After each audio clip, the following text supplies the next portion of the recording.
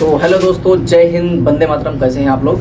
हमारे जितने भी असम राइफल के चीते हैं वो सब बहुत ज़्यादा वीडियोस का इंतजार भी करते हैं कि सर, बहुत सारे बच्चों का सवाल भी रहता है सर, जो रैली भर्ती होने वाली है, क्योंकि 215 पदों पे जो वैकेंसीज निकाली गई है असम राइफल की, उसकी रैली भर्ती अब कंडक्ट करवाई जाएगी। और अप्रैल के 3rd और 4th वीक में, जैसे उन्होंने बता दिया कि अप्रैल के 3rd और 4th वीक में आपकी जो है रैली होने की पूरी संभावना है। और आपके एडमिट कार्ड जो है 5 अप्रैल के बाद आने की पूरी संभावना है। तो मैं ये वीडियोस सारे बच्चों के लिए बहुत हेल्पफुल रहने वाला है, क्योंकि मैं ये बताऊंगा कि आपको भर्ती प्लेस में कैसे जाना है, क्या किन किन बातों का सावधानी रखना है, और मैं बच्चों का रिव्यू बताऊंगा कि उस ग्राउंड का प्लेस कैसा है, आपको उस ग्राउंड का सिचुएशन कैसा रहेगा। ये वीडियो उन बच्चों के लिए बहुत ज़्यादा हेल्पफुल रहने वाला जो बच्चे नागालैंड के सुखोई में जाकर के अपना फिजिकल रैली भर्ती देने वाले हैं। उनके लिए मैं वेदर प्रॉब्लम क्या रहेगा, वहाँ पे क्या चीज़ें आपको लेके जानी है, मेन डॉक्यूमेंट्स क्या हो सकते हैं, और आपको क्या किन किन बातों का ध्यान रखना है, क्योंकि भाई साहब बहुत खतरनाक एरिया है। आपको किन बातों का विशेष ध्यान रखना है ताकि आपके साथ कोई किसी भी प्रकार की घटना ना हो सके। तो ये वीडियो आप पूरा वॉच कर लीजिए, क्योंकि भाई मैं जो बच्चे वहाँ पे गए हैं उन सारे बच्चों का मैं रिव्यू आपको देने वाला हूँ कि वहाँ की चीज़ें क्या हैं और वेदर कैसा है, वहाँ के लोग कैसे हैं, आपके साथ बर्ताव कैसा करते हैं, बहुत कुछ आप जान लीजिए, क्योंकि इस वीडियो से आपको बहुत ज़्यादा हेल्प मिलने वाली है। तो चलिए वीडियो को शुरू करते हैं। शुरू करने से पहले छोटा सा रिक्वेस्ट है, चैनल पे पहली बार यदि विजिट कर रहे हैं तो चैनल को सब्सक्राइब कर लीजिए। मैं अपने फॉर्म को अप्लाई किया तो मैं सबसे पहले आपको ट्रेड बाई ट्रेड बता देता हूँ कि इसमें जो ट्रेड हैं रिलीजियस टीचर के हैं, RT के भी हैं, इसमें है रेडियो मैकेनिक RM के इसमें पद हैं, लाइनमैन फील्ड के हैं, और इंजीनियर मैकेनिक के हैं, इलेक्ट्रीशियन मैकेनिक व्हीकल के हैं, और अपना रिकवरी व्हीकल मैकेनिक के हैं इसमें, अपलॉस्टर के पद है इसमें, व्हीकल मैकेनिक फिटर का पद है इसमें, ड्राफ्ट्समैन के पद है, इलेक्ट्रीशियन मैकेनिक के पद है, और प्लम्बर के पद हैं इसमें, ऑपरेशन थिएटर टेक्नीशियन के पद हैं, फार्मासिस्ट के पद हैं इसमें, और एक्सरे असिस्टेंट के हैं, वॉलंटरी फील्ड असिस्टेंट के हैं इसमें, और सफाई वाले के हैं। सबसे ज़्यादा जो बच्चे इसमें कौन से बच्चे किस ट्रेड में सबसे ज़्यादा फॉर्म भरे हैं और किस ट्रेड में बच्चों का सबसे ज़्यादा सवाल है, क्योंकि मेरे पास कमेंट के माध्यम से बहुत सारे बच्चों ने पूछा भी है, तो मैं आपको सारा कुछ डाउट क्लियर करने वाला हूँ। देखिए, सबसे पहले तो आप अपने डॉक्यूमेंट रेडी करवा लीजिए।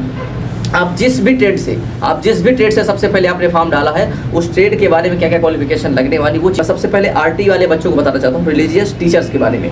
जो RT वाले बच्चे उसकी एज लिमिट 18 से 30 साल तो है, तभी आप फॉर्म अप्लाई कर पाए होंगे। इसमें आपके पास ग्रेजुएशन सर्टिफिकेट होनी चाहिए और आपके पास संस्कृत का ज्ञान जरूर होना चाहिए भाई, ठीक है। इसमें जिसको बोलते हैं धर्मगुरु, ये इंडियन आर्मी में जो वैकेंसीज आती है इसको धर्मगुरु के नाम से जानते हैं, रिलीजियस टीचर उसमें भी बोलते हैं, लेकिन ये भी RT वही है। इसमें आपके पास संस्कृत का ज्ञान होना चाहिए, वो भी हिंदी माध्यम से, या आप जब पोस्ट ग्रेजुएट होते हैं तभी आप इस भर्ती में एलिजिबल हो पाते हो, ठीक है।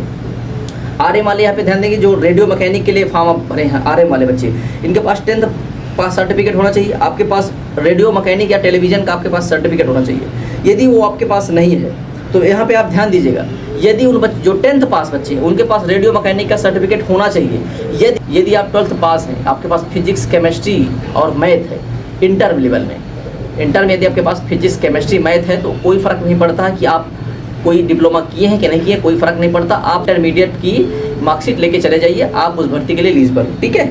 आगे बात करते हैं यहाँ पे लाइनमैन फील्ड वाले बच्चों के लिए। यहाँ बहुत सारे बच्चे पूछ रहे हैं कि सर लाइनमैन फील्ड का क्या होगा, ठीक है। आगे बताते, इसमें 18 से 23 साल तक वाले बच्चे जा सकते हैं, और आपके पास 10th पास होना चाहिए। 10th पास तो आप होना ही चाहिए। आपके पास इंडस्ट्रियल ट्रेनिंग इंस्टीट्यूट का मतलब इंडस्ट्रियल ट्रेनिंग इंस्टीट्यूट सर्टिफिकेट आपके पास होना चाहिए, जिसको इलेक्ट्रीशियन ट्रेड मतलब इलेक्ट्रीशियन ट्रेड का आपके पास कहीं ना कहीं आपने इलेक्ट्रिक का काम किया हो, जिसके पास आपका एक्सपीरियंस सर्टिफिकेट मैकेनिक व्हीकल का, इसमें 18 से 23 साल तक वाले बच्चे हैं। इसमें भी आपके पास मोटर मैकेनिक का आपके पास सर्टिफिकेट होना चाहिए। आप किसी भी मोटर मैकेनिक के पास जाकर, जिसके पास GST हो, उस दुकान बड़ी दुकान होनी चाहिए, वहाँ जाके आप बनवा लीजिए कि हाँ हमने जो है इसमें ट्रेनिंग किया, हमारे पास सर्टिफिकेट है। यदि आपके पास कोई गवर्नमेंट सर्टिफिकेट है तो अच्छी बात है, नहीं है तो आप जाकर किसी प्राइवेट संस्था से आप बनवा सकते हो, तो भी आप एलिजिबल होगी, ठीक है।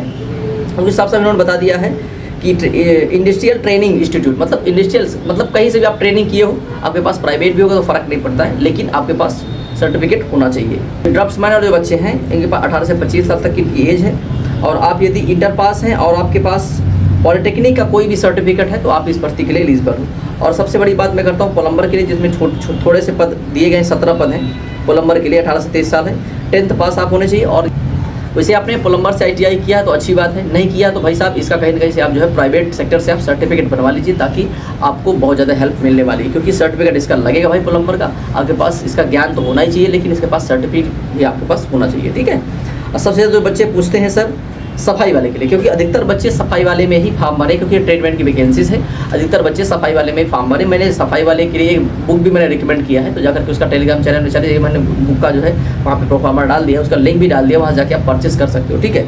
आगे बात करते हैं, ये सिंपल 10th पास होना चाहिए और आपके पास सफाई वाले का सर्टिफिकेट होना चाहिए।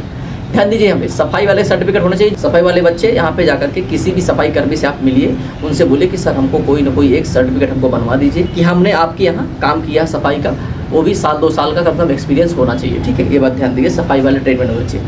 अब हम बात करते हैं कि इनके लिए मैंने बुक अलर्ट किया है। बुक जाकर आप चैनल पे मैंने बुक का लिंक दिया, वहाँ से जाकर के आप परचेस कर लीजिए। अब मैं बात करता हूँ इसका सिलेक्शन प्रोसेस क्या रहेगा मेरे भाई। सबसे बड़ी बात यहाँ आती है और आपको विशेष ध्यान किस बात का रखना। सबसे पहली बात मैं आपको बता देता हूँ कि भाई जब आप भर्ती प्लेस में जाओगे तो आप 2 दिन पहले आपको यहाँ से निकलना है। 2 दिन पहले आपको यहाँ से, आप भारत के किसी भी कोने से हो भाई, यदि आप ज़्यादा दूर से हो, साउथ से हो या एकदम आप जो है राजस्थान जैसे राज्य से हो, तो आपको 3 से 4 दिन पहले निकल जाना है, क्योंकि वहाँ से पहुँचने में बहुत काफ़ी टाइम लगता है। और आपको एक ट्रेन आपको लेके नहीं जा पाएगी भाई साहब, आपको 2 से 3 ट्रेन बदलनी पड़ेगी यदि गुजरात राजस्थान वाले बच्चे हैं तो। यदि कुछ यूपी बिहार वाले एमपी वाले बच्चे तो 1 ही 2 गाड़ी चेंज करनी पड़ेगी, ट्रेन और पहुंच जाएंगे वो लोग। आपको बाई ट्रेन भी जाना पड़ेगा और आपको वहाँ पे बस से भी जाना पड़ेगा। ठीक है, क्योंकि आगे जाकर के रेलवे लाइन नहीं है भाई, तो उसके आगे आपको बस या टैक्सी करके भी जाना पड़ सकता है। ठीक है, अब बात ध्यान दीजिए यहाँ पे भाई साहब, वहाँ मोल भाव मत करना कि अब इतना ले लीजिए पैसा, इतना ले लीजिए पैसा, वहाँ पे ऐसा कुछ नहीं चलता है। अब डायरेक्टली जितना वो लोग बोलेंगे आप 4-5 लोग मिल करके पूरा पैसा पेमेंट करो, सीधा आप वहाँ पे टैक्सी करके भी आप जा सकते हो। ठीक है, बस की सफ़र भी आप कर सकते हो, वहाँ से कोई दिक्कत नहीं होती है। कुछ बातों का आप ध्यान दीजिए। देखिए वहाँ पे जैसे यहाँ पे मान लीजिए थोड़े गर्मी है, वहाँ थोड़ी ठंडी भी होती है, कपड़े लेके जाओ ताकि वहाँ पे जो मौसम का प्रॉब्लम है वो उससे आपको कोई प्रभावित ना हो पाए। ठीक है, आपके लाइफ में थोड़ा गर्म कपड़ा भी लेके जाइए, क्योंकि वो थोड़ी ठंडी पड़ सकती है, क्योंकि वो सियाचिन का एरिया रहता है, उधर से ग्लेशियर भी पड़ता है, तो कहीं ना कहीं आपको थोड़ा सा ठंडी लगने की संभावना है। तो आप ठंडी चादर वगैरह आप लेके साथ में जाइएगा, क्योंकि वहाँ कोई भी चीज़ आपको मिलेगी नहीं। और एग्जाम सापा क्योंकि 10 से 15 दिन में ही पूरा सब कुछ क्लियर कर देंगे वो लोग। ये 15 दिन के अंदर पूरा भर्ती कंप्लीट कर दी जाती है एग्जाम्स के साथ। ठीक है, सबसे पहले आपका फिजिकल होता है, फिजिकल के बाद आपका ट्रेड टेस्ट होता है, इसके बाद आपका एग्जाम्स होता है। मेरी बात को पहले समझ लीजिए, पहले आपका फिजिकल, फिर आपका ट्रेड टेस्ट, इसके बाद आपका एग्जाम होगा। इसका तुरंत फिर कुछ दिनों के बाद ये लोग रिजल्ट देंगे आपका। रिजल्ट देने के बाद सीधा बोलेंगे कि आप घर जाइए। घर जाने के बाद आपको फ़ोन करेंगे, जिसका सिलेक्शन हुआ होगा वो बच्चे जाकर के 2 महीने के अंदर उनको ट्रेनिंग के अंदर बुला लेते हैं। ठीक है, अब बात करते हैं यहाँ पे आपको क्या चीज़ें लेके जानी है। मैंने बता दिया कि आपको कुछ गर्म चीज़ें लेके जानी, ओढ़ने के लिए, अपने नीचे बिछाने के लिए, वो सारा कुछ आपको लेके जाइए। खाने पीने का सामान आप ले लीजिए, क्योंकि वहाँ खाने पीने का सामान काफ़ी महंगा मिलता है। डॉक्यूमेंट आप अपना एकदम से रेडी करवा के जाइए, क्योंकि भाई साहब वहाँ पे ओरिजिनल डॉक्यूमेंट आपका लगने वाला है। जैसे मार्कशीट है, फ़ोटो लेके जाइए, अपना आधार कार्ड और मूल अपना जो जाति प्रमाण पत्र, निवास प्रमाण पत्र, कैरेक्टर सर्टिफिकेट, 2, 3, 4 कम से कम 12 फ़ोटो लीजिए। 12 फ़ोटो लेके जाइए आप। इसके बाद आप जो है आधार कार्ड ले लीजिए और अपना जो है एडमिट कार्ड जो आपका जारी होगा, एडमिट कार्ड आप लेके जाइए। इतना सब कुछ लेके जाना और सबका 3-3, 4-4 फोटो कापी करवा लेना, क्योंकि वहाँ पे ऐसा पहाड़ी एरिया, वहाँ पे आपको फोटो कापी कराने का शायद दुकान नहीं मिल सकता। साइबर कैफ आपको देखने को नहीं मिलेंगे, बहुत काफ़ी दूर दूर रहते हैं, इतना विकसित एरिया नहीं है वो। ठीक है, और ध्यान रखिए जब वहाँ आप जाते हो तो रात आपको बिताना पड़ता है, या तो आप होटल कर लीजिए, होटल में सीधा जाकर के आप बिताइएगा रात। यदि आप होटल में नहीं जा रहे हो तो भाई साहब किसी के घर के दरवाजे के सामने मत लेट जाना जाके, क्योंकि लोग सीधा पूछते नहीं भाई साहब, डंडे से मारना स्टार्ट करते हैं। याद रखिएगा, वो किसी से पूछते नहीं है, आपसे कुछ कहेंगे नहीं कि आप क्यों यहाँ पे लेट रहे हो, ऐसा क्या है, आप कैसे यहाँ पे लेट हो, कोई मजबूरी नहीं समझते वो लोग, सीधा डंडा से मारना स्टार्ट करेंगे। उनको लगता है कि आप चोर है, मतलब ये समझते कि कोई चोर बदमाश है, इसके लिए यहाँ पे लेटा हुआ। तो लोग कुछ सुनते नहीं हैं, सीधा आपको डायरेक्टली डंडा से मारना स्टार्ट करेंगे, सीधा भगाएंगे। तो आप हो सके तो आप किसी होटल में जाकर के रुकिएगा। होटल में व्यवस्था नहीं हो पा रही है तो आप किसी ऐसे जगह पे रुकिए जहाँ पे पब्लिक प्लेस ना हो। ठीक है, एकदम सुनसान एरिया नहीं वहाँ। अब लेकिन थोड़ा सा वहाँ आप ध्यान दीजिए, अपने आप को भाई संभाल के रखिएगा, क्योंकि भाषा का बहुत बड़ा प्रॉब्लम हो सकता है। वहाँ पे इंग्लिश भाषा चलती है, नागालैंडियन भाषा चलती है, वो सारी चीज़ों को आप ध्यान रखिए। खाने पीने की चीज़ें आप अपने साथ में लेके जाइए, क्योंकि खाने पीने की चीज़ें वहाँ पे आपसे कुछ अवेलेबल नहीं हो पाएंगी। ठीक है, ये सारी चीज़ें रहीं, तो ये सब चीज़ों को आप ध्यान रख के जाना भाई। तो आशा करते हैं वीडियो से आपको काफ़ी हेल्प मिला होगा। यदि आप हेल्प मिला तो आप इस वीडियो को लाइक भी कर सकते हो, चैनल पे पहली बार चैनल को सब्सक्राइब भी कर सकते हो। आपकी कोई क्वेरीज है तो आप हमको बता सकते हो कमेंट के माध्यम से, हम जवाब देने की पूरी कोशिश करेंगे। ठीक है, यदि कोई और जानकारी हमको निकल के आती है तो हम आपको वीडियो के माध्यम से बता देंगे। और टेलीग्राम चैनल को हमारे ज्वाइन कर लीजिए, कोई भी छोटी सी खबर आती है तो टेलीग्राम चैनल के माध्यम से आपको अवगत करवा देंगे। चलिए मिलते हैं नए सेशन के साथ, नए जानकारी से, तब तक के लिए जय हिंद, जय भारत।